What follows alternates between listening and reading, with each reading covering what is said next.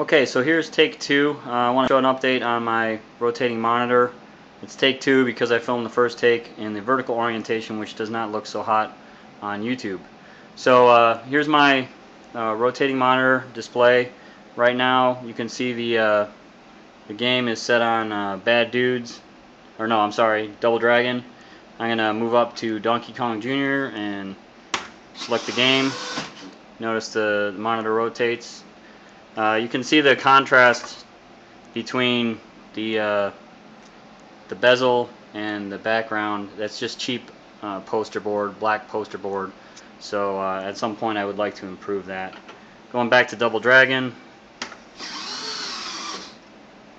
and you can see it flashes through the other orientation, which I would like to get rid of, but haven't figured that out yet. Haven't played with it too much.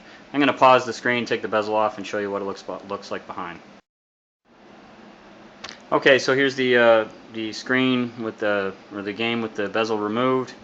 I'll go ahead and select Donkey Kong Jr. and you can see it kind of better when the monitor blanks off. You can see the cheap poster board there. At some point I might replace that with something else. So let me exit back to the vertical orientation, select Double Dragon,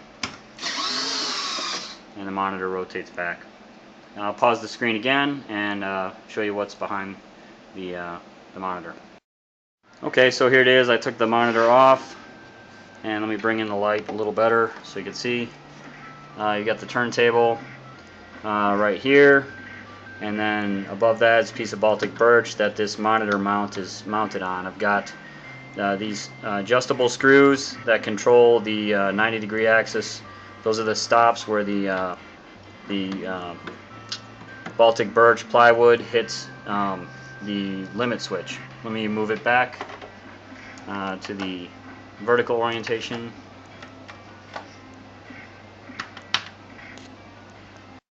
I had a little glitch because the monitor was sitting on one of my buttons. But let me go back to the vertical orientation. Here's Donkey Kong Jr. again, and I'll hit that. You can see it rotate. So this is that limit switch that I was talking about right here. The motor controller senses when that closes, when the plywood hits against that adjustable screw. It goes into a T-nut. Same thing on the vertical or horizontal axis, depending on how you're looking at it. But let me go back to horizontal. Let's see. Yep, there we go. It moves pretty quickly, maybe even a little too quickly. I would also probably should put some bumpers or something on there to soften the final landing spot. But that's pretty much it. So it works pretty well for me. Your mileage may vary.